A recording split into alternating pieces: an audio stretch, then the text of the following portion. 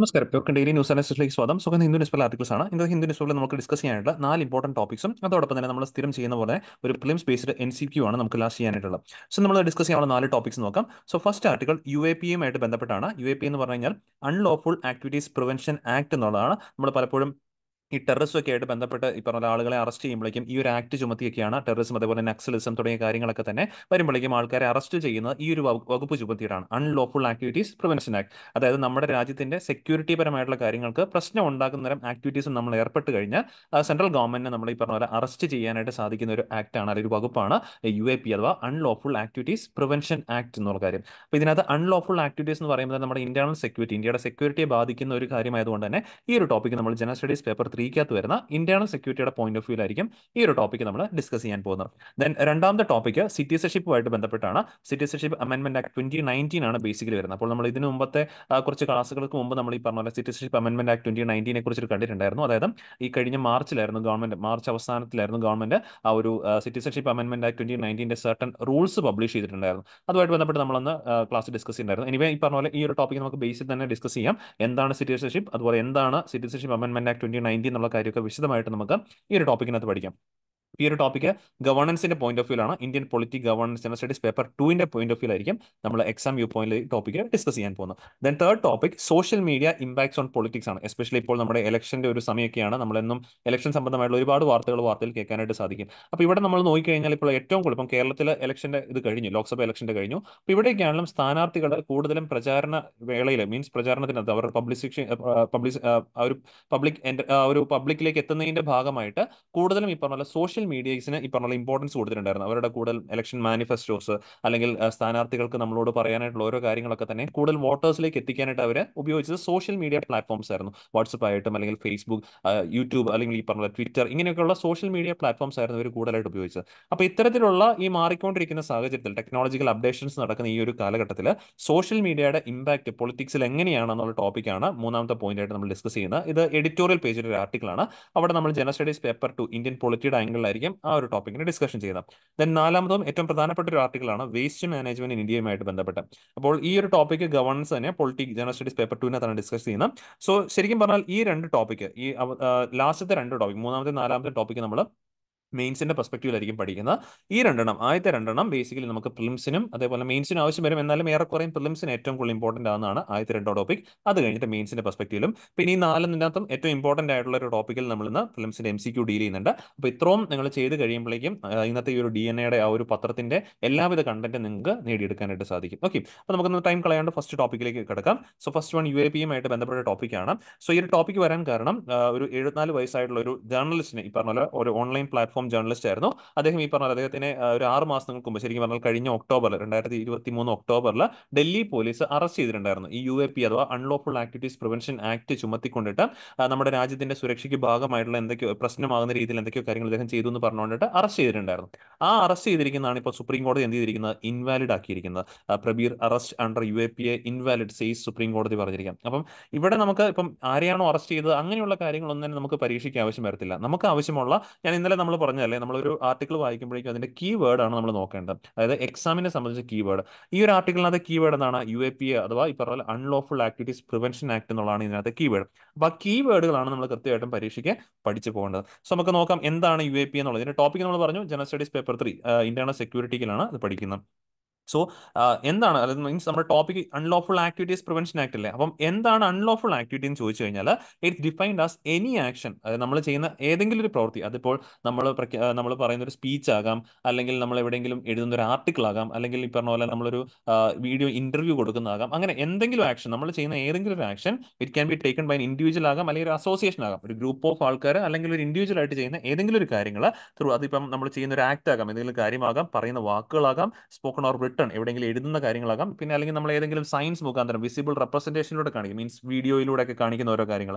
ഇങ്ങനെയൊക്കെ ചെയ്യുന്ന കാര്യങ്ങളിലൂടെ നമ്മുടെ രാജ്യത്തിന്റെ, ഇന്ത്യയുടെ ടെറിട്ടറിക്ക് ഈ പറഞ്ഞ പോലെ പ്രശ്നം സൃഷ്ടിക്കുന്ന രീതിയിൽ, അല്ലെങ്കിൽ ഇന്ത്യയുടെ ഈ പറഞ്ഞ പോലെ നമ്മുടെ സെക്യൂരിറ്റിക്ക് പ്രശ്നം സൃഷ്ടിക്കുന്ന രീതിയിൽ എന്തെങ്കിലും കാര്യങ്ങൾ നമ്മൾ ചെയ്തു കഴിഞ്ഞാൽ അതിനെ ഈ പറഞ്ഞ പോലെ തടഞ്ഞ് ആ ചെയ്യുന്ന വ്യക്തികളെ അറസ്റ്റ് ചെയ്യാനായിട്ടുള്ള വകുപ്പാണ് UAP അഥവാ അൺലോഫുൾ ആക്ടിവിറ്റീസ് പ്രിവെൻഷൻ ആക്ട്. അപ്പോൾ അൺലോഫുൾ ആക്ടിവിറ്റി എന്താണെന്ന് ചോദിച്ചു കഴിഞ്ഞാൽ ഈ രാജ്യത്തിന്റെ സുരക്ഷയ്ക്ക്, നമ്മുടെ സോവർനെറ്റിക്ക്, അല്ലെങ്കിൽ ഈ പറഞ്ഞ പോലെ ഇന്റഗ്രിറ്റിക്ക് എന്തെങ്കിലും ഭാഗം കോട്ടം തട്ടുന്ന രീതിയിലേക്ക് നമ്മൾ ചെയ്യുന്ന കാര്യങ്ങളെയാണ് അൺലോഫുൾ ആക്ടിവിറ്റി എന്ന് ബേസിക്കലി വിശേഷിച്ചിരിക്കുന്നത്. ഇവിടെ നിന്നും പരീക്ഷയ്ക്ക് ചോദിക്കാവുന്ന ഈ ഒരു ഡെഫിനേഷൻ കോൺസ്റ്റിറ്റ്യൂഷനകത്ത് നൽകിയിരിക്കുന്നതാണ് എന്ന് പറഞ്ഞുകൊണ്ട് സ്റ്റേറ്റ്മെന്റ് ഒക്കെ തരാം. ഇത് കോൺസ്റ്റിറ്റ്യൂഷനകത്ത് ഒന്നും തന്നെ ഡിഫൈൻ ചെയ്തിട്ടില്ല, ഇത് ഇങ്ങനെയുള്ള ആക്ടുകളിലൂടെയൊക്കെയാണ് ഡിഫൈൻ ചെയ്തിരിക്കുന്നത്. പിന്നെ മറ്റൊരു കാര്യം ഓർക്കണം, ഇതിന്റെ ഡെഫിനേഷൻ ഒരു ക്ലാരിറ്റി കുറവുണ്ട്. ഇപ്പോൾ ഇത് പറഞ്ഞപ്പോൾ തന്നെ നിങ്ങൾക്ക് മനസ്സിലായി കാണും, ഈ ആക്ഷൻ അല്ലെങ്കിൽ ഈ ആക്ട്, വേർഡ്സ്, സ്പോക്കൺ, റിട്ടൺ എന്നൊക്കെ പറയുമ്പോഴേക്കും നമ്മൾ ചെയ്യുന്ന ഏതൊരു കാര്യത്തിനെ വേണമെങ്കിൽ ഇത് പ്രകാരം അൺലോഫുൾ ആക്ടിവിറ്റി ആയിട്ട് അതിനെ ക്ലാസിഫൈ ചെയ്യുന്ന സെൻട്രൽ ഗവൺമെന്റ്. സെൻട്രൽ ഗവൺമെന്റ് ആണ് ഒരു ആക്ടിവിറ്റി, ഇപ്പം വാർത്തയിൽ ഒരാൾ പറയുന്ന ഒരു കാര്യം അത് അൺലോഫുൾ ആക്ടിവിറ്റി ആണോ അല്ലയോ എന്ന് തീരുമാനം എടുക്കുന്ന സെൻട്രൽ ഗവൺമെന്റ് ആണെന്നുള്ള കാര്യം ഓർക്കണം. അതും പ്രിലിംസിന് ആവശ്യം വരും. കാരണം പ്രിലിംസിന് വേണമെങ്കിൽ സ്റ്റേറ്റ് ഗവൺമെന്റും സെൻട്രൽ ഗവൺമെന്റും ഒരുപോലെ അതിൽ തീരുമാനം എടുക്കാൻ പറ്റും എന്നുള്ള രീതിയിൽ സ്റ്റേറ്റ്മെന്റ് വരാം. അങ്ങനെയല്ല, സെൻട്രൽ ഗവൺമെന്റ് എലോൺ ആണ് തീരുമാനിക്കുന്നത് ഒരാൾ ചെയ്ത കാര്യം അത് അൺലോഫുൾ ആക്ടിവിറ്റി ആണോ അല്ലയോ എന്ന് തീരുമാനിക്കുന്നത്. അപ്പോൾ ഇത് ഒരിടത്തും ഒരു ക്ലിയർ കട്ട് ഡെഫിനിഷൻ ഇല്ലാത്തതുകൊണ്ട് വേണമെങ്കിൽ സെൻട്രൽ ഗവൺമെന്റ് എന്ത് ചെയ്യാം, ഒരാൾ ഈ പറഞ്ഞ അകത്താക്കണം എന്ന് വേണ്ടി വന്നു കഴിഞ്ഞാൽ അദ്ദേഹം ചെയ്യുന്ന ഒരു കാര്യം ഇത് അൺലോഫുൾ ആക്ടിവിറ്റി ആണ് എന്ന് പറഞ്ഞുകൊണ്ടിട്ട് UAPA പ്രകാരം വേണമെങ്കിൽ ഇതിനകത്താക്കാൻ പറ്റും. അതാണ് UAPAയുടെ ഒരു പോരായ്മയായിട്ട് നമുക്ക് ചൂണ്ടിക്കാണിക്കേണ്ടതുള്ളത്. സോ എനിവേ ഈ ഒരു ആക്ടിവിറ്റി പ്രകാരം ഉള്ളതാണ് unlawful activities prevention act 1967. So basically 67 നമ്മൾ പാർലമെന്റ് പാസ്സാക്കിയ ഒരു നിയമമാണ്. ഈ നിയമം കൃത്യമായിട്ട് പറയുവാണെങ്കിൽ നമ്മുടെ ഫണ്ടമെന്റൽ റൈറ്റിന്റെ ഒരെണ്ണമായ article 19 freedom of speech and expression ആണ് പറയുന്നത്. ആ ഫണ്ടമെന്റൽ റൈറ്റിന്റെ ഒരു ലിമിറ്റേഷൻ ആയിട്ട്, ഒരു റീസണബിൾ റെസ്ട്രിക്ഷൻ ആയിട്ട് നമുക്ക് പറയാൻ പറ്റുന്ന ഒരു വകുപ്പാണ് അൺലോഫുൾ ആക്ടിവിറ്റീസ് പ്രിവെൻഷൻ ആക്ട്. കാരണം നമുക്ക് ഈ article 19 freedom of speech and expression, നമുക്ക് ഓരോ കാര്യങ്ങൾ സംസാരിക്കാനായിട്ടും എക്സ്പ്രസ് ചെയ്യാനായിട്ടുള്ള അവകാശമുണ്ട്, ഫണ്ടമെന്റൽ റൈറ്റ്സ് ഉണ്ട്. പക്ഷേ ആ നമ്മൾ സംസാരിക്കുന്നതോ അല്ലെങ്കിൽ നമ്മൾ എക്സ്പ്രസ് ചെയ്യുന്നതോ കാര്യം നമ്മുടെ രാജ്യത്തിന്റെ സുരക്ഷയെ ബാധിക്കുന്ന രീതിയിൽ അല്ലെങ്കിൽ രാജ്യത്തിന്റെ സോവർണിറ്റിയെ അഫക്ട് ചെയ്യുന്ന രീതിയിലേക്ക് ആകാൻ പാടില്ല. അപ്പോൾ ആ റെസ്ട്രിക്ഷൻ കൊണ്ടുവന്നിരിക്കുന്നതാണ് ഏത് ആക്ടിലൂടെ? UAPA ആക്ടിലൂടെ. അതുകൊണ്ടാണ് UAPA act is reasonable restriction under article 19 എന്ന് ബേസിക്കലി പരാമർശിക്കുന്നത്. കാരണം ആർട്ടിക്കിൾ 19 ഒരുപാടുണ്ട്, അതിന്റെ sub clause 1 freedom of speech expression കാര്യങ്ങളൊക്കെ പരാമർശിക്കപ്പെടുന്നത്. സോ അത് കൃത്യമായിട്ട് ഓർത്തിരിക്കണം. അപ്പോൾ ഇത് മാത്രമായിരുന്നില്ല, ശരിക്കും പറഞ്ഞാൽ ഇപ്പം നിലവിലെ ടെററിസം പോലുള്ള ആക്ടിവിറ്റീസിനെ തടയാനായിട്ട് നമുക്കുള്ളൊരു വകുപ്പാണ് അൺലോഫുൾ ആക്ടിവിറ്റീസ് പ്രിവെൻഷൻ ആക്ടിവിറ്റീസ് 1967. എന്നാൽ ഇതിനു മുമ്പ് ടാഡ എന്നൊക്കെ വിളിക്കപ്പെടുന്ന ഈ പറഞ്ഞ terrorist and disruptive activities prevention act ഉണ്ടായിരുന്നു. അതുപോലെ തന്നെ prevention of terrorism act, POTA. Okay, ഇങ്ങനെ 2-3 ആക്ടുകളൊക്കെ ഉണ്ടായിരുന്നു. പക്ഷേ നിലവിൽ ഇപ്പോൾ ഇത് രണ്ടും ഇല്ല, ഇതെല്ലാം റിപ്പീൽ ചെയ്തു. ഇപ്പം നിലവിലുള്ളത് ഈ ഒരു വകുപ്പ് മാത്രമാണ്, unlawful prevention activities, unlawful activities prevention act 1967 ആണ് ഇപ്പം നിലവിലുള്ള ആന്റി ടെറർ ലെജിസ്ലേഷൻ എന്നുള്ളൊരു കാര്യം ഒന്ന് ഓർത്ത് വെച്ചേക്കാം. ഓക്കെ, അപ്പോൾ ഇത് നമ്മൾ ഇപ്പം തന്നെ 2 കാര്യങ്ങൾ, എന്താണ് അൺലോഫുൾ ആക്ടിവിറ്റി എന്ന് ഉദ്ദേശിക്കുന്നത് പഠിച്ചു. ഇത് പ്രഖ്യാപിക്കുന്ന ആരാണ്? സെൻട്രൽ ഗവൺമെന്റ് ആണെന്നുള്ളൊരു കാര്യം ഓർത്തിരിക്കണം. ഇനി ഈ പറഞ്ഞ പോലെ എന്തൊക്കെ കാര്യങ്ങളാണ് under the act central government may designate, അതായത് നമ്മൾ ചെയ്യുന്ന ഏതൊക്കെ കാര്യങ്ങൾ സെൻട്രൽ ഗവൺമെന്റ് വേണമെങ്കിൽ അൺലോഫുൾ ആക്ടിവിറ്റി ആയിട്ട് അല്ലെങ്കിൽ ടെററിസ്റ്റ് ഓർഗനൈസേഷനുമായിട്ട് അസോസിയേറ്റ് ചെയ്ത് വേണമെങ്കിൽ പ്രഖ്യാപിക്കാൻ ചോദിച്ചു കഴിഞ്ഞാൽ commits or participate in acts of terrorism, ഏതെങ്കിലും ടെററിസ്റ്റ് സംബന്ധമായ കാര്യങ്ങൾ നമ്മൾ പാർട്ടിസിപ്പേറ്റ് ചെയ്ത് കഴിഞ്ഞാൽ അതിനെ ഇതാക്കാൻ പറ്റും. ദെൻ പ്രിപ്പയർ ഫോർ ടെററിസം, ചെയ്യണമെന്ന് മാത്രമല്ല പ്രിപ്പയർ ചെയ്താലും വേണമെങ്കിൽ ഈ ആക്ടിവിറ്റി പ്രകാരം, ഈ ആക്ട് പ്രകാരം അകത്ത് മീൻസ് കേസ് ചാർജ് ചെയ്യാനായിട്ട് സാധിക്കും. പ്രൊമോട്ട് ചെയ്താലോ, ടെററിസം പ്രൊമോട്ട് ചെയ്താലോ, അപ്പം ടെററിസം ചെയ്താലോ പ്രിപ്പയർ ചെയ്താലോ പ്രൊമോട്ട് ചെയ്താലോ അല്ലെങ്കിൽ ഈ പറഞ്ഞ അതർവൈസ് ഇൻവോൾവ് ഇൻ ടെററിസം ചെയ്താലോ ഈ ഒരു ആക്ട് പ്രകാരം വേണമെങ്കിൽ ആ വ്യക്തിയെ അറസ്റ്റ് ചെയ്യാനായിട്ട് സാധിക്കും. അപ്പോൾ ഇവിടെ നോക്കിയും ഈ ഒരു ആക്ട് പ്രകാരം തുടക്കത്തിൽ സെൻട്രൽ ഗവൺമെന്റിന് ഒരു ഓർഗനൈസേഷനെ ചാർജ് ചെയ്യാനായിട്ടുള്ള വകുപ്പാണ് കൊടുത്തിരുന്നത്. പിന്നീട് ഈ ഒരു ആക്ടിൽ 2019 അമെന്റ്മെന്റ് കൊണ്ടുവന്നിരുന്നത്, അത് ഒന്നില്ലാത്ത സാധനം നമ്മൾ വീണ്ടും ചേർക്കുന്നതിനെയാണ് അമെന്റ്മെന്റ് എന്ന് പറയുന്നത്.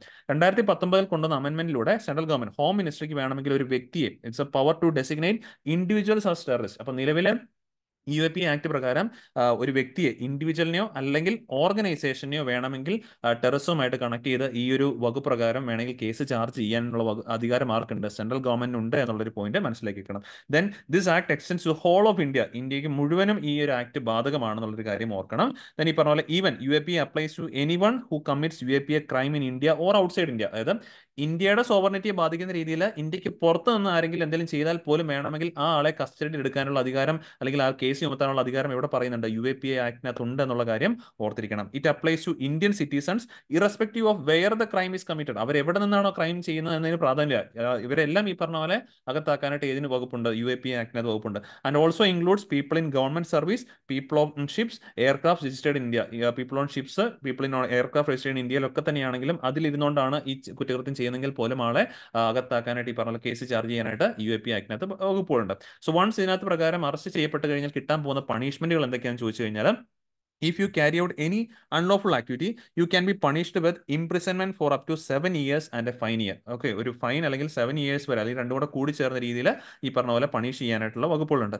So for any terrorist activity that results in death punishment, death ഈ പറഞ്ഞ പോലെ നമ്മൾ ചെയ്ത ആ ഒരു കുറ്റകൃത്യം മൂലം ഇവിടെ ആളുകൾ മരണമടഞ്ഞിട്ടുണ്ടെങ്കിൽ then the punishment can be up to life imprisonment വരെ പോകാനായിട്ടുള്ള അലോങ് വിത്ത് ഫൈൻ വരെ പോകാനായിട്ടുള്ള സാധ്യതയുണ്ട്. ഓക്കെ, മറ്റ് കാര്യങ്ങളാണ്, കുറ്റകൃത്യങ്ങളാണ് എങ്കിൽ it can be up to jail time between 5 years and life imprisonment വരെ പോകാം. അപ്പം ഈ ഒരു UAPA പ്രകാരം കേസ് ചാർജ് ചെയ്ത് കഴിഞ്ഞാൽ കിട്ടാൻ പോകുന്ന പണിഷ്മെന്റ് എന്ന് പറഞ്ഞാൽ for up to life imprisonment വരെ പോകാൻ സാധ്യതയുണ്ട് എന്നുള്ളൊരു കാര്യം ഒന്ന് മനസ്സിലേക്ക് വെച്ചേക്കുക കേട്ടോ. അപ്പോൾ ഇത്രയും പോയിന്റ് ആണ് ഈ ഒരു ടോപ്പിക്ക് നമുക്ക് എക്സാമിന് വ്യൂ പോയിന്റിൽ പഠിക്കേണ്ടത്. അപ്പോൾ എങ്ങനെയാണ് ഈ ടോപ്പിക്കിൽ നിന്നും നമുക്ക് വേണ്ടുന്ന കാര്യങ്ങൾ പഠിക്കേണ്ടെന്നുള്ള കാര്യം നിങ്ങൾക്ക് പിടികിട്ടി കാണാം. ഒരു ഹെഡ്ലൈൻ കണ്ടു കഴിഞ്ഞാൽ കൃത്യമായിട്ട് അതിൻ്റെ കീവേഡ് മനസ്സിലാക്കണം. ആ കീവേഡ് ആണ് നമുക്ക് മെയിൻ ആയിട്ട് പരീക്ഷയ്ക്ക് ആവശ്യമുള്ളത്. അപ്പം ഒന്നുകൂടെ ഒന്ന് റിവൈസ് ചെയ്ത് പറയാം. UAPA unlawful activities prevention act ആണ്. എന്താണ് അൺലോഫുൾ ആക്ടിവിറ്റി എന്നുള്ള കാര്യം നമ്മൾ ഡിഫിനിഷനിൽ കണ്ടു. ഇത് റീസണബിൾ റെസ്ട്രിക്ഷൻ ആണ്. ഫണ്ടമെന്റൽ റൈറ്റ്സിന്റെ article 19 sub clause 1 reasonable restriction ആണ്. ഇത് പ്രകാരം അൺലോഫുൾ ആക്ടിവിറ്റി എന്ന് പ്രഖ്യാപിക്കാനുള്ള അധികാരം ആർക്കാണ് കൊടുത്തിരിക്കുന്നത്? സെൻട്രൽ ഗവൺമെന്റ് ആണ് കൊടുത്തിരിക്കുന്നത്. സെൻട്രൽ ഗവൺമെന്റിന് അധികാരം പ്രകാരം ഇൻഡിവിജ്വൽസിനെയോ അല്ലെങ്കിൽ അസോസിയേഷൻസിനെയോ വേണമെങ്കിൽ ഇത് പ്രകാരം ചാർജ് ചെയ്യാനായിട്ടുള്ള അധികാരം ഉണ്ടെന്നുള്ള കാര്യം ഓർക്കണം. ആ ക്രൈം ചെയ്യുന്ന ആൾ ഇന്ത്യയിൽ തന്നെ നിൽക്കണം എന്നുള്ള നിർബന്ധമില്ല. എവിടെയാണെങ്കിൽ പോലും ക്രൈം അത് ഇന്ത്യയിൽ ബാധകമായിട്ടുണ്ടെങ്കിൽ ആളെ എന്ത് ചെയ്യാം, ഈ ആക്ട് പ്രകാരം അറസ്റ്റ് ചെയ്യാനായിട്ട് സാധിക്കും എന്നുള്ളൊരു കാര്യം കൃത്യമായിട്ട് ഓർത്തിരിക്കുക. ഇത്രയാണ് ഇതിന്റെ ഓവർവ്യൂ ആയിട്ട് പെട്ടെന്ന് നമുക്ക് ഓടിച്ച് പറയാനായിട്ടുള്ളത്. ഇനി നമുക്ക് രണ്ടാമത്തെ ആർട്ടിക്കിളിലേക്ക് മൂവ് ഓൺ ചെയ്യാം. ഇതും പ്രിലിംസിന്റെ പെർസ്പെക്റ്റീവിൽ പഠിക്കാനുള്ള ആർട്ടിക്കിളാണ്. Over 300 people become Indian citizens under citizenship amendment act എന്നുള്ളതാണ് ഹെഡ്ലൈൻ ആയിട്ട് വായിക്കാൻ പറ്റുന്നത്. അപ്പോൾ ഇവിടെ നമ്മൾ പറഞ്ഞു, ഇവിടെ നമ്മൾ സിറ്റിസൺഷിപ്പ് അമെന്റ്മെന്റ് ആക്ട് എന്ന് പറയുമ്പോഴേക്കും it's actually dealing with the citizenship amendment act 2019 ആണ് ഡീൽ ചെയ്യുന്നത്. യഥാർത്ഥത്തിൽ ശരിക്കും പറഞ്ഞാൽ നമുക്ക് സിറ്റിസൺഷിപ്പ് അമെന്റ്മെന്റ് ആക്ട് 1955 ആണ് ഉള്ളത്. അതിനെ നമ്മൾ ചെറിയ രീതിയിൽ അമെന്റ്മെന്റ് കൊണ്ടുവന്നിട്ടാണ് 2019 ഈ സിറ്റിസൺഷിപ്പ് അമെന്റ്മെന്റ് ആക്ട് കൊണ്ടുവന്നത്. അപ്പോൾ പേരന്റ് ആക്ട് എന്ന് പറഞ്ഞു കഴിഞ്ഞാൽ സിറ്റിസൺഷിപ്പ് ആക്ട് 1955 ആണ്. അതിനെ അമെന്റ് ചെയ്താണ് സിറ്റിസൺഷിപ്പ് അമെന്റ്മെന്റ് ആക്ട് 2019 വന്നിരിക്കുന്നത്. അപ്പൊ എന്തൊക്കെ മാറ്റങ്ങളാണ് അമെന്റ്മെന്റിലൂടെ കൊണ്ടുവന്നുള്ള കാര്യം നമുക്ക് നോക്കണം.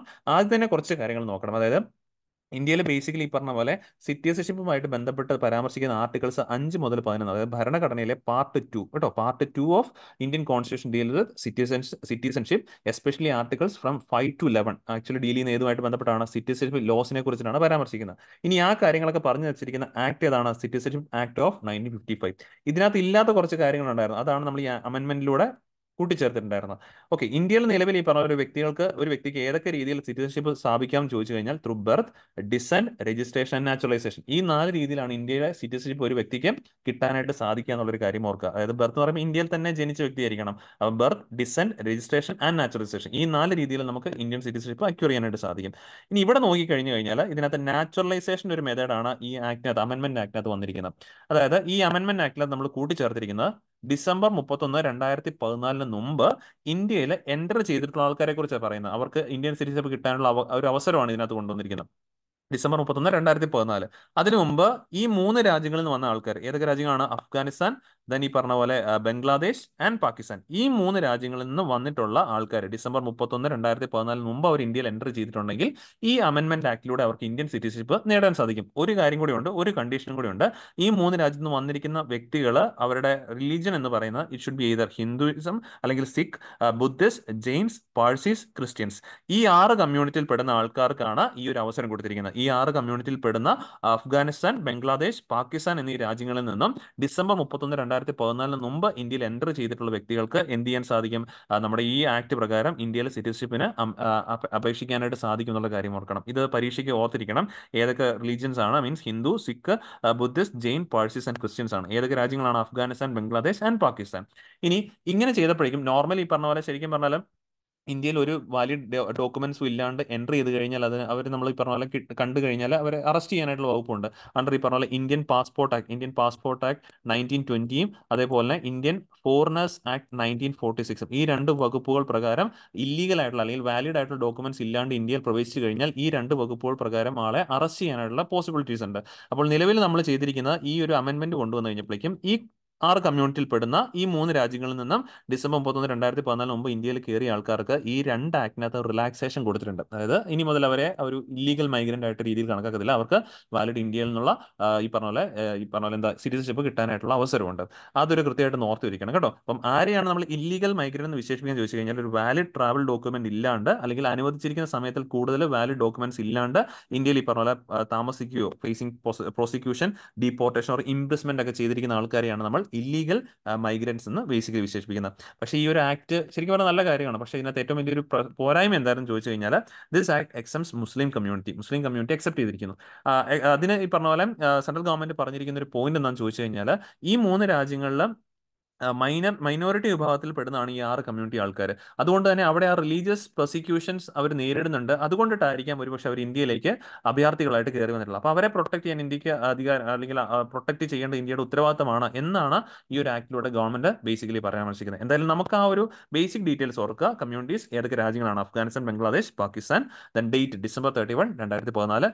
നാച്ചുറലൈസേഷൻ മെത്തേഡിലൂടെയാണ് ഈ ആക്ടിലൂടെ നമുക്ക് അവർക്ക് ഇന്ത്യൻ സിറ്റിസൺഷിപ്പ് കൊടുക്കാനായിട്ട് പോകുന്നത്. ഓക്കെ, ഇത്രയും പോയിന്റ് കൃത്യമായിട്ടൊന്ന് മനസ്സിലേക്ക് വെച്ചേക്കാം. പിന്നെ ഈ 2 ആക്ടുകൾ, ഇന്ത്യൻ പാസ്പോർട്ട് ആക്ട് 1920-കകത്തും ഇന്ത്യൻ ഫോറിനേഴ്സ് ആക്ട് 1946-നകത്തും ഈ ആൾക്കാർക്ക് എക്സംഷൻസ് കൊടുത്തിട്ടുണ്ടെന്നുള്ളൊരു പോയിന്റും മനസ്സിലേക്ക് വരണം. ഓക്കെ, സോ ദെൻ ഇതിനകത്ത് പെട്ടെന്ന് ചോദിക്കാൻ പാകത്തിലുള്ള കുറച്ച് ക്വസ്റ്റ്യൻസ് ആണ്, FAQs ആണ് ബേസിക്കലി ഇവിടെ വെച്ചിരിക്കുന്നത്. ഇതൊന്ന് അറിഞ്ഞിരിക്കുന്ന നല്ലതായിരിക്കും, കാരണം ചിലപ്പം ഇതുപോലുള്ള ചോദ്യങ്ങൾ നമുക്ക് പരീക്ഷയ്ക്ക് പ്രതീക്ഷിക്കാം. So what's the purpose of citizenship അമെൻമെന്റ് ആക്ട് 2019? എന്താണ് അതിന്റെ പർപ്പസ് എന്ന് ചോദിച്ചു കഴിഞ്ഞാൽ, to provide certain groups of illegal migrants as per provisions of citizenship അമെൻമെന്റ് 1955. സിറ്റിസൺഷിപ്പ് ആക്ട് 1955 പ്രകാരം ഇല്ലീഗൽ മൈഗ്രൻസ് ആയിട്ട് കണക്കാക്കിയിരിക്കുന്ന certain ഗ്രൂപ്പ്സിന് സിറ്റിസൺഷിപ്പ് കൊടുക്കുക എന്നുള്ളതാണ് ഈ ഒരു ആക്ടിന്റെ പ്രധാനപ്പെട്ട ഉദ്ദേശമായിട്ട് പറയുന്നത്. ദെൻ ഏതൊക്കെ റിലീജിയസ് കമ്മ്യൂണിറ്റീസിനാണ് ഇത് പ്രകാരം എലിജിബിലിറ്റി ഉള്ളതെന്ന് ചോദിച്ചു കഴിഞ്ഞാൽ, Hindu, Sikh, Buddhist, Jains, Parsees and ക്രിസ്ത്യൻസിനായിരിക്കും. അത് ഏതൊക്കെ രാജ്യങ്ങളിൽ നിന്നായിരിക്കണം? അഫ്ഗാനിസ്ഥാൻ, പാകിസ്ഥാൻ ആൻഡ് ഈ പറഞ്ഞ ഒരു രാജ്യങ്ങളുണ്ട്, ബംഗ്ലാദേശ്. അഫ്ഗാനിസ്ഥാൻ, പാകിസ്ഥാൻ ആൻഡ് ബംഗ്ലാദേശ്. ഈ 3 രാജ്യങ്ങളിൽ നിന്ന് വന്ന ആൾക്കാരായിരിക്കണം. ദെൻ ഈ പറഞ്ഞ പോലെ അവർ സിറ്റിസൺഷിപ്പ് കിട്ടിയതിന് ശേഷം എന്തെങ്കിലും രീതിയിൽ ഫ്രോഡോ അല്ലെങ്കിൽ നമ്മുടെ കോൺസ്റ്റിറ്റ്യൂഷൻ ഡിസഫെക്ഷനോ അല്ലെങ്കിൽ എനിമിറ്റി ഒക്കെ ആയിട്ട് ബന്ധപ്പെട്ട് അവർ എന്തെങ്കിലും ആക്ടിവിറ്റീസിൽ വന്ന് ചേർന്ന് കഴിഞ്ഞാൽ അവരുടെ ആ സിറ്റിസൺഷിപ്പ് റദ്ദാക്കാനുള്ള അധികാരവും ഗവൺമെന്റ് ഉണ്ട് എന്നുള്ളൊരു പോയിന്റും കൂടി മനസ്സിലേക്ക് വെച്ചേക്കാം. അപ്പോൾ ഇത്രയും പോയിന്റ്, അത് പ്രിലിംസിന്റെ ഒരു ആംഗിൾ പോയിന്റ് ആണ്. അപ്പോൾ ഇത്രയും കാര്യങ്ങളൊന്ന് മനസ്സിലേക്ക് വെച്ചേക്കാം. ഓക്കെ, ഇനി നമ്മൾ അടുത്ത ആർട്ടിക്കിളിലേക്ക്, എഡിറ്റോറിയൽ പേജിലെ ആർട്ടിക്കിളിലേക്ക് മൂവ് ഓൺ ചെയ്യുകയാണ്. Social medias impact on Indian politics. ഇപ്പോൾ നമ്മൾ പറഞ്ഞു, ഇപ്പം ശരിക്കും പറഞ്ഞാൽ ഈ ഇലക്ഷൻ കാലഘട്ടത്തിൽ മുഴുവൻ നമുക്കറിയാം സ്ഥാനാർത്ഥികൾ കൂടുതലും ജനങ്ങളിലേക്ക് എത്തുന്നത്, അല്ലെങ്കിൽ അവർ ഓരോ കാര്യങ്ങളും ജനങ്ങളിലേക്ക് അവർ എത്തിക്കുന്നത് ഈ സോഷ്യൽ മീഡിയ പ്ലാറ്റ്ഫോംസിലൂടെയാണ്. എസ്പെഷ്യലി നമ്മുടെ യൂട്യൂബ്, അല്ലെങ്കിൽ ഈ പറഞ്ഞ പോലെ യൂട്യൂബിലൊക്കെ ഒരുപാട് പരസ്യങ്ങൾ നിങ്ങൾ കണ്ടിട്ടുണ്ടാവും. എസ്പെഷ്യലി ഇപ്പം ഇലക്ഷന്റെ സമയമായിരുന്നു. ഇപ്പം കേരളത്തിൽ ഇലക്ഷൻ കഴിഞ്ഞ കാരണം ഇവിടെ കാണുന്നില്ല, ബട്ട് ആ ഇലക്ഷന്റെ സമയമാകാറായപ്പോഴേക്കും യൂട്യൂബിലേക്ക് ഒരുപാട് പൊളിറ്റിക്കൽ പാർട്ടീസിന്റെ ഒക്കെ തന്നെ പരസ്യങ്ങൾ നമ്മൾ കാണുമായിരുന്നു. പിന്നെ ഈ പറഞ്ഞ പോലെ വാട്സപ്പിലായാലും അല്ലെങ്കിൽ ഈ പറഞ്ഞ പോലെ ഇൻസ്റ്റഗ്രാമിലൊക്കെ ആയാലും അവർ ഓരോരോ പോസ്റ്റേഴ്സും കാര്യങ്ങളൊക്കെ കൂടുതൽ ഒരു ജനങ്ങളിലേക്ക് എത്തിക്കാനായിട്ട് ഈ മാർഗ്ഗങ്ങൾ ബേസിക്കലി ഉപയോഗിച്ചിട്ടുണ്ടായിരുന്നു. അപ്പം ഈ സോഷ്യൽ മീഡിയയ്ക്ക് ശരിക്കും പറഞ്ഞു ഇപ്പോൾ ടെക്നോളജി വളരുന്ന കാരണം അതിൻ്റെതായ ഗുണങ്ങളും ബേസിക്കലി ഇതിനകത്തുണ്ട്, അതുപോലെ തന്നെ അതിന്റെ കുറച്ച് നെഗറ്റീവ് ഇമ്പാക്റ്റുകളും ഈ പോയിന്റിനകത്തുണ്ട്. അപ്പോൾ നമ്മൾ മെയിൻസിന് ഡിസ്കസ് ചെയ്യുന്ന കാരണം രണ്ടും, പോസിറ്റീവ് ഇമ്പാക്റ്റും നെഗറ്റീവ് ഇമ്പാക്റ്റും ഇതിൽ നമ്മൾ കൃത്യമായിട്ടും പഠിക്കേണ്ടതായിട്ടുണ്ട്. സോ ഫസ്റ്റ് ഓഫ് ഓൾ ഇതിന്റെ പോസിറ്റീവ് ഇമ്പാക്ട് നമുക്ക് നോക്കാം. സോഷ്യൽ മീഡിയ കൊണ്ട് പൊളിറ്റിക്സിന് ഉണ്ടാകുന്ന പോസിറ്റീവ് ബെനിഫിറ്റ്സ് എന്തൊക്കെയാണെന്ന് ചോദിച്ചു കഴിഞ്ഞാൽ, bringing awareness to the masses.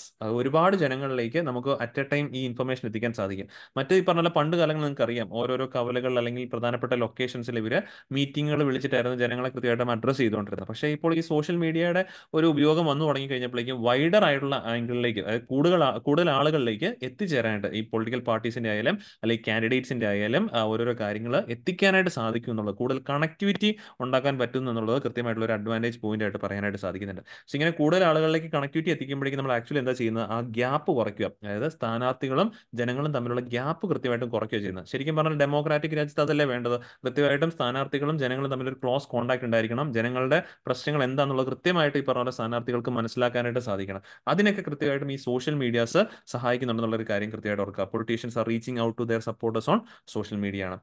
അതേപോലെ തന്നെ ഈ പറഞ്ഞ പോലെ റെഡ്യൂസിങ് ബാരിയേഴ്സ് നമ്മൾ പറഞ്ഞു, ഇപ്പോൾ പൊളിറ്റിക്കൽ ഡെമോക്രസി വളർത്താനായിട്ട് സഹായിക്കും. ജനങ്ങളും ഈ പൊളിറ്റീഷ്യൻസ് തമ്മിലുള്ള ആ ഒരു ബാരിയർ മറികടക്കാനായിട്ട് സോഷ്യൽ മീഡിയ സഹായിക്കാറുണ്ട്. അതുപോലെ ഇംപ്രൂവ്ഡ് അനലിറ്റിക്കൽ സിസ്റ്റം, അതായത് ഒരു ഏരിയയിലെ വോട്ടേഴ്സിന് എന്താണ് കൂടുതൽ ആവശ്യമുള്ളത്, അവർ എന്തൊക്കെ കാര്യങ്ങളാണ് സ്ഥാനാർത്ഥികളിൽ നിന്ന് പ്രതീക്ഷിക്കുന്നത് തുടങ്ങിയ കാര്യങ്ങളൊക്കെ മനസ്സിലാക്കാനായിട്ട്, എസ്പെഷ്യലി ഇപ്പോൾ ഓരോരോ കാര്യങ്ങളുടെ കമന്റുകളൊക്കെയാണെങ്കിലും വായിക്കുന്നതിലൂടെ കൃത്യമായിട്ടും സ്ഥാനാർത്ഥികൾക്ക് മനസ്സിലാക്കാൻ സാധിക്കുന്നുണ്ട്. അവരുടെ മുൻകാല കാര്യങ്ങളിൽ എഫക്റ്റീവ്നെസ് ഉണ്ടോ, ജനങ്ങൾ അതിൽ തൃപ്തരാണോ തുടങ്ങിയ കാര്യങ്ങളൊക്കെ മനസ്സിലാക്കി, അല്ല എങ്കിൽ ഈ പറഞ്ഞാൽ അതിൽ ഇംപ്രൂവ്മെന്റ്സ് കൊണ്ടുവരാനായിട്ടൊക്കെ തന്നെ ഈ സോഷ്യൽ മീഡിയ പ്ലാറ്റ്ഫോംസ് സ്ഥാനാർത്ഥികളെ സഹായിക്കാറുണ്ട്. ഇതൊക്കെയാണ് അതിന്റെ ബേസിക് അഡ്വാൻറ്റേജസ് ആയിട്ട് പറയുന്നത്. ബട്ട് ഏതൊരു കാര്യത്തിനും അഡ്വാൻറ്റേജ് പോലെ തന്നെ ഡിസഡ്വാൻറ്റേജ് ഉണ്ടെന്ന് പറഞ്ഞ പോലെ തന്നെയാണ് ഇതിനും അതിൻ്റെതായ നെഗറ്റീവ് ഇമ്പാക്ട് ഉണ്ട്. കാരണം ഇപ്പം നമ്മൾ നോക്കിക്കഴിഞ്ഞാൽ വ്യാജ വാർത്തകൾ കൂടുതലായിട്ട് ഇപ്പം പൊളിറ്റിക്സിന്റെ ഈ ഒരു ഇലക്ഷൻ സമയങ്ങളിൽ നിങ്ങൾ കണ്ടു കാണുമായിരിക്കും. അത്തരത്തിലുള്ള വ്യാജ വാർത്തകളൊക്കെ തന്നെ സ്പ്രെഡ് ചെയ്യുന്നതിന് കാരണമായിട്ട് ഇപ്പോൾ ഏത് മാറിയിട്ടുണ്ട്? ഈ സോഷ്യൽ മീഡിയ മാറിയിട്ടുണ്ട്. കാരണം ഇപ്പോൾ ഇന്ന് എല്ലാ ആളുകളും സോഷ്യൽ മീഡിയ ഉപയോഗിക്കുന്ന വ്യക്തികളായതുകൊണ്ട് തന്നെ ഇത്തരത്തിലുള്ള വ്യാജ വാർത്തകൾ നല്ല രീതിയിൽ സ്പ്രെഡ് ചെയ്യും. മീൻസ് ഒരിടത്ത് പെട്ടെന്ന് ഈ പറഞ്ഞ പോലെ ആളുകളിലേക്ക് സ്പ്രെഡ് ചെയ്യാനുള്ള പോസിബിലിറ്റി ഉണ്ട്. സോ അത്തരത്തിലുള്ള മിസ് ഇൻഫർമേഷൻസ് സ്പ്രെഡഡ് ആകുന്നത് അത് ഈ പറഞ്ഞ നെഗറ്റീവ് ഇമ്പാക്ട് ആയിട്ട് തന്നെ പറയേണ്ടതായിട്ട് വരും. അപ്പോൾ അങ്ങനെയുള്ള മിസ് ഇൻഫർമേഷൻ സ്പ്രെഡ് ചെയ്യുമ്പോഴാണ് ഇത്തരത്തിൽ റിലീജിയസ് റിലീജിയസ് ആയിട്ടും സോഷ്യലായിട്ടും ടെൻഷൻസ്, വഴക്കുകളും കാര്യങ്ങളൊക്കെ ഓരോ ഇടങ്ങളിലേക്ക്, ഹെയ്റ്റ് സ്പീച്ചസും കാര്യങ്ങളൊക്കെ വളർന്നു വരുന്നത്. പിന്നെ നോക്കുവാണെങ്കിൽ ഇപ്പോൾ സ്ഥാനാർത്ഥികളായാലും അല്ലെങ്കിൽ പൊളിറ്റിക്കൽ പാർട്ടീസ് ആയാലും അവർ കൂടുതൽ ഫണ്ടിങ് ഇതിലേക്ക് മുടക്കുന്നുണ്ട്. ഇപ്പോൾ ഗൂഗിൾ ട്രാൻസ്പെറൻസി റിപ്പോർട്ട് ലേറ്റസ്റ്റ് കണക്കുകൾ പ്രകാരം പൊളിറ്റിക്കൽ പാർട്ടീസ് ലാസ്റ്റ് 2 ഇയേഴ്സ് ആയിട്ട് തന്നെ കഴിഞ്ഞ 2 വർഷം മാത്രമായിട്ട് ഇലക്ഷൻ ആടുകൾക്ക് ഇവിടെ സ്പെൻഡ് ചെയ്ത് 5,900 crore ആണ് ഇവിടെ സ്പെൻഡ് ചെയ്യുന്നത്. അപ്പം ഹ്യൂജ് എമൗണ്ട് ആണ് ഇവർ ഇതിന് വേണ്ടിയിട്ട് സ്പെൻഡ് ചെയ്യുന്നത്. പക്ഷേ ഇങ്ങനെ സ്പെൻഡ് ചെയ്യുന്ന പൈസ പലപ്പോഴും ഈ പറഞ്ഞ പോലെ ഇത് എന്താ പറയുക, മിസ്ഇൻഫർമേഷൻസ് ഒക്കെ സ്പ്രെഡ് ചെയ്യാൻ വേണ്ടി ഉപയോഗിക്കുന്നത് കാണുമ്പോഴേക്കുമാണ് ഇതിന്റെ പ്രശ്നങ്ങൾ വരുന്നത്. പിന്നെ എല്ലാവരെയും ഇൻക്ലൂഡ് ചെയ്യുന്നുണ്ടോ ചോദിച്ചു കഴിഞ്ഞാൽ അവിടെ പോരായ്മയുണ്ട്. കാരണം ഇന്റർനെറ്റ് കണക്ടിവിറ്റിയും സ്മാർട്ട് ഫോണും ഒക്കെ തന്നെ എല്ലാ ആളുകളിലേക്ക് ഇപ്പോഴും എത്തിയിട്ടില്ല. അതുകൊണ്ട് തന്നെ ഇത് പൊളിറ്റിക്കൽ ഡെമോക്രസി വളർത്താൻ സഹായിക്കുന്ന അഡ്വാൻറ്റേജ് പറഞ്ഞു. പക്ഷേ അത് ഒരു ലിമിറ്റേഷൻ അവിടെയുണ്ട്. എല്ലാ ജനങ്ങളിലേക്ക് എത്തുന്നില്ല എന്നുള്ളത് അതിന്റെ ഒരു ലിമിറ്റേഷൻ ആയിട്ടും പറയേണ്ടതാണ്. പിന്നെ പൊളിറ്റിക്കൽ ടാക്ടിക്സ്, അതായത് മിസ് ഇൻഫർമേഷൻ സ്പ്രെഡ് ചെയ്യുന്നതിലൂടെ എതിർ സ്ഥാനാർത്ഥി ഈ പറഞ്ഞ പോലെ എതിർ സ്ഥാനാർത്ഥിക്കെതിരായിട്ടുള്ള മിസ് ഇൻഫർമേഷൻ സ്പ്രെഡ് ചെയ്യാനായിട്ട് ഇത് ഉപയോഗിക്കുന്നുള്ളത്, അത് പൊളിറ്റിക്സിന്റെ ഒരു ഈ പറഞ്ഞ പോലെ ഒരു മോശം വശമായിട്ട് വേണമെങ്കിൽ പറയേണ്ടി വരും. അങ്ങനെയുള്ള കുറച്ച് നെഗറ്റീവ് ഇമ്പാക്റ്റുകളും ഈ സോഷ്യൽ മീഡിയയിലൂടെ പൊളിറ്റിക്സിലേക്ക് കടന്നു വരുന്നുണ്ട് എന്നുള്ളതാണ് ഇതിന്റെ നെഗറ്റീവ് വശങ്ങളായിട്ട് പറയേണ്ടതായിട്ടുള്ളത്. ഇത്രയും കാര്യമാണ് അതിനകത്ത് പഠിക്കേണ്ടത്. പോസിറ്റീവ് ഇമ്പാക്റ്റും നെഗറ്റീവ് ഇമ്പാക്റ്റും കൃത്യമായിട്ട് നോക്കിയേക്കാം. ഓക്കെ, സോ ഇനി നമ്മുടെ ലാസ്റ്റ് ആർട്ടിക്കിൾ ആണ് ഡൽഹിയിൽ വേസ്റ്റ് മാനേജ്മെന്റുമായിട്ട് ബന്ധപ്പെട്ട. റീസെന്റ് പറഞ്ഞ പോലെ ഡൽഹിയിലെ വേസ്റ്റ് മാനേജ് ക്രൈസിസുമായിട്ട് സുപ്രീം കോടതി ഇടപെട്ടിട്ടുണ്ടായിരുന്നു. സോ അതുമായിട്ട് ബന്ധപ്പെട്ടാണ് ഇങ്ങനെ ഒരു വാർത്ത വന്നിരിക്കുന്നത്. ആ ഒരു വേസ്റ്റ് മാനേജ്മെന്റ് ഇഷ്യൂ ആയിട്ട് ബന്ധപ്പെട്ട് ഓൺ ഡൽഹിസ് മൗണ്ടിങ് വേസ്റ്റ് ക്രൈസിസ് എന്നുള്ളതാണ് ആർട്ടിക്കിൾ ഹെഡ്ലൈൻ. സോ ഇവിടെ ഈ ഒരു ആർട്ടിക്കിൾ നമുക്ക് പഠിക്കാനായിട്ടുള്ളത് ഇന്ത്യയിലെ വേസ്റ്റ് മാനേജ്മെന്റുമായിട്ട് ബന്ധപ്പെട്ട കാര്യങ്ങളാണ്. എങ്ങനെയൊക്കെയാണ് നമ്മൾ ഇന്ത്യയിലെ വേസ്റ്റ് മാനേജ് ചെയ്യുന്നത്, ഏതൊക്കെ ആക്ടുകളാണ് ആ വേസ്റ്റ് മാനേജ്മെന്റുമായിട്ട് ബന്ധപ്പെട്ട് നിലവിൽ ഇന്ത്യയിലുള്ളത് തുടങ്ങിയ കാര്യങ്ങളാണ് വ്യക്തമായിട്ട് നമുക്ക് പഠിക്കാനായിട്ടുള്ളത്. സോ ആദ്യം തന്നെ നമ്മുടെ ഒരു വേസ്റ്റ് പ്രോസസ്സിംഗ് കപ്പാസിറ്റി കൃത്യമായിട്ടൊന്ന് മനസ്സിലാക്കിയിരിക്കണം. ഇന്ത്യയിൽ on an average per day urban ഏരിയസിൽ മാത്രം ജനറേറ്റ് ചെയ്യുന്ന വേസ്റ്റുകളാണ് 1.5 lakh മെട്രിക് ടൺ. എത്രയും ഹ്യൂജ് എമൗണ്ട് വേസ്റ്റുകളാണ് ഈ പറഞ്ഞത് നമ്മുടെ അർബൻ ഏരിയസിൽ മാത്രം. റൂറൽ ഏരിയസിൽ കണക്കുകളല്ല, അർബൻ ഏരിയസിൽ മാത്രം ജനറേറ്റ് ചെയ്യുന്ന പെർ ഡേ ജനറേറ്റ് ചെയ്യുന്ന കണക്കുകളാണ് 1.5 lakh മെട്രിക് ടൺസ്. ഇതിനകത്ത് നമുക്ക് പ്രോസസ്സ് ചെയ്യാൻ സാധിക്കുന്ന എത്ര ശതമാനം മാത്രം? 76% മാത്രമേ ഉള്ളൂ. ബാക്കി 24% വേസ്റ്റുകളും അൺപ്രോസസ്ഡ് ആയിട്ട് സ്റ്റിൽ നമ്മുടെ ഇടങ്ങളിൽ ഇങ്ങനെ കൂടിക്കിടക്കും നമുക്ക് കാണാൻ പറ്റും. അതുകൊണ്ടാണല്ലോ പലപ്പോഴും ഇത്തരത്തിൽ വേസ്റ്റ് കൂനകളൊക്കെ നമ്മൾ പലപ്പോഴും പല ഏരിയസിലും കാണാൻ സാധിക്കും. കാരണം ആകെ 76% പ്രോസസ് ചെയ്യുന്നുള്ളൂ. ബാക്കി 24% ഓരോ ദിവസവും ഇങ്ങനെ കെട്ടിക്കിടന്നുകൊണ്ടിരിക്കുക. അതിങ്ങനെ ഓരോ ദിവസം വരുമ്പോഴേക്കും അത് വലിയൊരു ഇതായിട്ട് മാറാനായിട്ടുള്ള സാധ്യതകളുണ്ട്. ഈ വേസ്റ്റ് എന്ന് പറയുന്നത് പല രീതിയിലുണ്ട്, പല ടൈപ്സ് ഉണ്ട്. സോളിഡ് വേസ്റ്റുകളുണ്ട്, ഹസാഡസ് വേസ്റ്റുകളുണ്ട്, ബയോമെഡിക്കൽ വേസ്റ്റുകൾ, ഈ വേസ്റ്റ്, പ്ലാസ്റ്റിക് വേസ്റ്റ്, ഇങ്ങനെ കൺസ്ട്രക്ഷൻ ഡെമോളിഷൻ വേസ്റ്റ്, ഇങ്ങനെ പല രീതിയിലുള്ള വേസ്റ്റുകളാണ് ഈ 24% അവിടെ അടിഞ്ഞുകൂടി കിടക്കുന്നുള്ളൊരു കാര്യമാണ് ഏറ്റവും പ്രശ്നം. എന്തായാലും ഇത്തരത്തിലുള്ള വേസ്റ്റ് മാനേജിന് വേണ്ടിയിട്ട് നമ്മൾ എഫക്റ്റീവായിട്ട് ലോഞ്ച് ചെയ്തൊരു പദ്ധതിയാണ് സ്വച്ഛ് ഭാരത് മിഷൻ. ഇതിന്റെ അർബൻ ഏരിയസിൽ ഉള്ളതുകൊണ്ടാണ് അർബൻ എന്ന് അവിടെ ഡിനോട്ട് ചെയ്തിരിക്കുന്നത്. സ്വച്ഛ് ഭാരത് മിഷനുമായിട്ട് ബന്ധപ്പെട്ട് നമുക്ക് നല്ല രീതിയിൽ ഒരു ഇംപ്രൂവ്മെന്റ് കാഴ്ചവെക്കാൻ സാധിച്ചിട്ടുണ്ട്. എന്തുകൊണ്ടാണ് ഇതിനകത്ത് അർബൻ ഏരിയസിനെ കൂടുതൽ പറയുന്നത് ചോദിച്ചു കഴിഞ്ഞാൽ ക്വസ്റ്റ്യൻ മീൻസ് ആ ഒരു ടോപ്പിക്കിനകത്ത് ഡൽഹിയുടെ വേസ്റ്റ് മാനേജ്മെന്റ് ഡിസ്കസ് ചെയ്യുന്നത്. അതുകൊണ്ടാണ് നമ്മൾ മെയിൻലി അർബൻ ഏരിയസിന്റെ വേസ്റ്റ് മാനേജിനെ കുറിച്ചിട്ട് പഠിച്ചു പോകുന്നത്. ഇതൊക്കെ നമുക്ക് മെയിൻസിന് ആവശ്യം വരും. കാരണം എന്തുകൊണ്ടാണെന്ന് ചോദിച്ചു കഴിഞ്ഞാൽ വേസ്റ്റ് മാനേജ്മെന്റിനെ കുറിച്ചൊരു ചോദ്യം ചോദിച്ചിട്ടുള്ളതാണ്, നേരിട്ട് ചോദിച്ചിട്ടുള്ളതാണ്, PYQ നമുക്ക് കാണാൻ സാധിക്കും. സോ പിന്നെ ഈ പോയിന്റ് പ്രിലിംസിന് ഓർത്തിരിക്കണം. അതായത് പൊല്യൂട്ടർ പേസ് എന്നുള്ള പ്രിൻസിപ്പിൾ ഇത് ഇങ്ങനെ ചോദിക്കാം. റീസെന്റ് സീനി news polluter pays principles is connected with എന്ന് പറഞ്ഞിട്ട് 4 ഓപ്ഷൻ തന്നിട്ട് നമ്മളോട് ചോദ്യം വേണമെങ്കിൽ ചോദിക്കാം. സോ പൊല്യൂട്ടർ പേസ് പ്രിൻസിപ്പിൾ എന്ന് പറഞ്ഞു കഴിഞ്ഞാൽ നമ്മൾ ഈ വേസ്റ്റ് മാനേജ്മെന്റുമായിട്ട് ബന്ധപ്പെട്ട്, അതായത് നമ്മൾ ഉപയോഗിക്കുന്ന ഒരു വസ്തുക്കളുടെ ഈ പറഞ്ഞ പോലെ അതിന്റെ എൻഡ് സ്റ്റേജ്, നമ്മൾ കാശ് മുടക്കി ആ സാധനം മേടിക്കുന്നത്, അതിന്റെ എൻഡ് സ്റ്റേജ് വരെ അതിന്റെ ആ ഒരു സാധനം, ആ ഒരു വേസ്റ്റ് ഇവിടുന്ന് തുടച്ചു മാറ്റാനായിട്ടുള്ള ഉത്തരവാദിത്വം ആർക്കുണ്ട്? അതിന്റെ പ്രൊഡ്യൂസറിനുണ്ട്. അതുകൊണ്ട് തന്നെയാണ് ഇപ്പോൾ ഈ വേസ്റ്റ് റീസൈക്ലിങ്ങിന് ഇത്രയും പ്രാധാന്യം വന്നിരിക്കുന്നത്. നമ്മുടെ വീടുകളിലാണ് നമ്മൾ ഉപയോഗിക്കുന്ന ഇലക്ട്രോണിക് വേസ്റ്റുകളാണെങ്കിലും അതിന്റെ കാലയളവ് കഴിയുമ്പോഴേക്കും അത് എക്കണോമിയിലേക്ക് ചിലപ്പോൾ ഈ പറഞ്ഞ പോലെ വേസ്റ്റ് ആയിട്ട് മാറിയേക്കാം. അത് തിരിച്ചെടുക്കാനുള്ള ഉത്തരവാദിത്തം കൃത്യമായിട്ട് അത് മാനുഫാക്ചർ ചെയ്ത കമ്പനിക്ക് ഉണ്ട് എന്നുള്ളതാണ് ഇതുകൊണ്ട് ഉദ്ദേശിക്കുന്നത്. സോ അത് ആ പ്രിൻസിപ്പിളാണ് പൊല്യൂട്ടർ പേസ് പ്രിൻസിപ്പിൾ കൊണ്ട് ഉദ്ദേശിക്കുന്നത്. Okay, those who produce pollution should bear the cost of managing it to prevent damage to human health or environment. അതാണ് polluter pays principle. Okay, waste മാനേജ്മെന്റുമായിട്ട് ബന്ധപ്പെട്ട പ്രിൻസിപ്പിൾ എന്നുള്ള കാര്യം മനസ്സിലാക്കി വെച്ചേക്കാം. ഇനി നമ്മൾ നോക്കുവാണ് ഈ പറഞ്ഞ പോലെ നിലവിൽ നമ്മുടെ രാജ്യത്തുള്ള പുതിയൊരു സിസ്റ്റമാണ് ഈ extended producer responsibility mechanism. Especially plastic വേസ്റ്റുമായിട്ട് ബന്ധപ്പെട്ട കാര്യങ്ങളാണ്. ഈ പ്ലാസ്റ്റിക് വേസ്റ്റ് ഇപ്പം നമ്മൾ പുതിയൊരു സാധനങ്ങളൊക്കെ മേടിക്കുമ്പോൾ മിക്കവാറും അത് പ്ലാസ്റ്റിക് ഇതിൽ റാപ്ഡ് ആയിരിക്കും. ആ പ്ലാസ്റ്റിക് ഈ പറഞ്ഞ സിംഗിൾ യൂസ് പ്ലാസ്റ്റിക്കാണ്, പിന്നെ അത് ഉപയോഗിക്കാനായിട്ട് പറ്റത്തില്ല. അതുകൊണ്ട് തന്നെ നമ്മളത് വലിച്ചു കയറിയിട്ട് എവിടെയെങ്കിലും ത്രോ ചെയ്യുന്നതായിരിക്കും ചെയ്യുന്നുണ്ടാവുക. അപ്പോൾ അത്തരത്തിലുള്ള പ്ലാസ്റ്റിക്കുകൾ ഈ പറഞ്ഞ പോലെ ഡീഗ്രേഡ് ആയിട്ട് പോകുന്നില്ല. അത് ഈ പറഞ്ഞ പോലെ നമ്മുടെ ഇവിടെ മണ്ണുകളിലൊക്കെ തന്നെയാണ് ഡീഗ്രേഡ് ചെയ്യാൻ അങ്ങനെ കിടക്കുന്ന ഒരു സിറ്റുവേഷൻ വരും, പൊല്യൂഷൻ വരാനുള്ള പോസിബിലിറ്റി ഉണ്ട്. സോ ഇത്തരത്തിലുള്ള പ്ലാസ്റ്റിക്കുകളൊക്കെ തന്നെ തിരിച്ചെടുക്കാനായിട്ട് ഇപ്പം നിലവിൽ ആർക്ക് റെസ്പോൺസിബിലിറ്റി ഉണ്ട്? പ്രൊഡ്യൂസർ റെസ്പോൺസിബിലിറ്റി ഉണ്ട്. അതാണ് എക്സ്റ്റൻഡഡ് പ്രൊഡ്യൂസർ റെസ്പോൺസിബിലിറ്റി മെക്കാനിസം കൊണ്ട് ഉദ്ദേശിക്കുന്നത്. സോ അതായത് ഈ പോളിസി പ്രകാരം വേസ്റ്റ് മാനേജ്മെന്റ് നമ്മുടെ പുതിയ റൂൾസ് പ്രകാരം producers are responsible for the entire life cycle of their products. ആ പ്രൊഡക്ട്സിന്റെ എൻറ്റയർ ലൈഫ് സൈക്കിളിൽ ഉത്തരവാദിത്തം ആർക്കാണ്? അതിന്റെ പ്രൊഡ്യൂസേഴ്സിനാണുള്ളത്, including their collection, recycling and disposal. So it aims to reduce the എൻവയോൺമെന്റൽ ഇമ്പാക്ട് പ്രൊഡക്ട്സ് മൂലം ഉണ്ടാകുന്ന എൻവയോൺമെന്റ് ഇമ്പാക്റ്റുകൾ കുറയ്ക്കുക എന്നുള്ളതാണ് ഈ മെക്കാനിസം കൊണ്ട് ബേസിക്കലി ഉദ്ദേശിക്കുന്നത്. സോ ഈ മെക്കാനിസം പ്രകാരം നമ്മൾ ഈ പറഞ്ഞ പോലെ പ്ലാസ്റ്റിക് പാക്കേജിംഗ് ഇൻഡസ്ട്രീസിലും ഇ വേസ്റ്റ് ഇൻഡസ്ട്രീസിലും ബാറ്ററി വേസ്റ്റ് മാനേജ്മെന്റിനകത്തും യൂസ്ഡ് ഓയിൽ അതിനകത്തൊക്കെ തന്നെ ഈ ഒരു എക്സ്റ്റൻഡഡ് പ്രൊഡ്യൂസർ റെസ്പോൺസിബിലിറ്റി ഇനീഷ്യേറ്റീവ്സ് നമ്മൾ ആഡ് ചെയ്തിട്ടുണ്ട്. And this strategic move is anticipated to stimulate growth in the waste management sector. Waste management സെക്ടറിൽ ആ ഒരു ഗ്രോത്ത്, ആ ഒരു ആന്റിസിപ്പേറ്റഡ് ഗ്രോത്ത് നമ്മൾ പ്രതീക്ഷിക്കുന്ന ഒരു ഏരിയ കൂടിയാണ്. അതായത് പൊല്യൂഷൻ കുറച്ചിട്ടുള്ള ഗ്രോത്ത് നമ്മൾ പ്രതീക്ഷിക്കുന്ന ഒരു ഏരിയയാണ് ഈ extended producer responsibility mechanism. So anyway ഇന്ത്യയിലെ വേസ്റ്റ് മാനേജ്മെന്റ് റൂൾസും കൂടെ നമ്മൾ നോക്കിയേക്കാം. നിലവിൽ ഈ പറഞ്ഞ പോലെ ഈ റൂൾസ് എല്ലാം വരുന്ന മിനിസ്ട്രി ഓഫ് എൻവയോൺമെന്റിന്റെ കീഴിൽ എൻവയോൺമെന്റ് പ്രൊട്ടക്ഷൻ ആക്ട് 1986 കീഴിലേക്കാണ് ഇതെല്ലാം വരുന്നത്.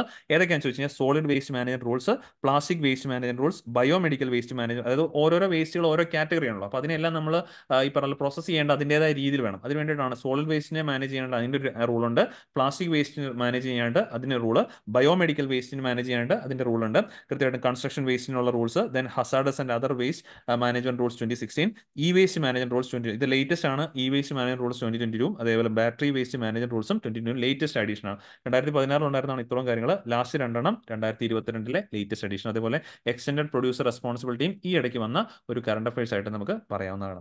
സോ ഇനി ഇത്രയും പോയിന്റ് ആണ് നമുക്ക് പഠിക്കാനുണ്ടായിരുന്നത്. ഇനി നമ്മൾ ഇന്ന് ഡിസ്കസ് ചെയ്ത പോയിന്റിൽ നിന്ന് നമ്മളൊരു MCQ ആണ്, സിറ്റിസൺഷിപ്പ് അമെൻഡ്മെന്റ് ആക്ട് ബന്ധപ്പെട്ട ഒരു ചോദ്യമാണ്. 3 സ്റ്റേറ്റ്മെന്റ്സ് നിങ്ങൾക്ക് ഇവിടെ കാണാം. സോ ഈ 3 സ്റ്റേറ്റ്മെന്റ്സ് നോക്കിയിട്ട് how many of the given statements above are incorrect എന്നാണ് ചോദിച്ചിരിക്കുന്നത്. തെറ്റായിട്ടുള്ള സ്റ്റേറ്റ്മെന്റ്സ് എത്ര എണ്ണം ഉണ്ടെന്നാണ് ചോദിച്ചിരിക്കുന്നത്. ഇപ്പോൾ UPSC ചോദിക്കുന്ന പുതിയൊരു മാനറാണ്, എത്ര എണ്ണം, ഹൗ മെനി എന്ന് ചോദിച്ചുള്ള രീതിയിൽ. ഇവിടെ നിങ്ങൾക്ക് എ ഓപ്ഷൻ ഒൺലി വൺ എന്ന് പറയും. 3 എണ്ണത്തിൽ ഏതെങ്കിലും ഒരെണ്ണമാണ് നിങ്ങൾക്ക് തെറ്റായിട്ട് തോന്നുമെങ്കിൽ എ ഓപ്ഷൻ ചൂസ് ചെയ്യാം.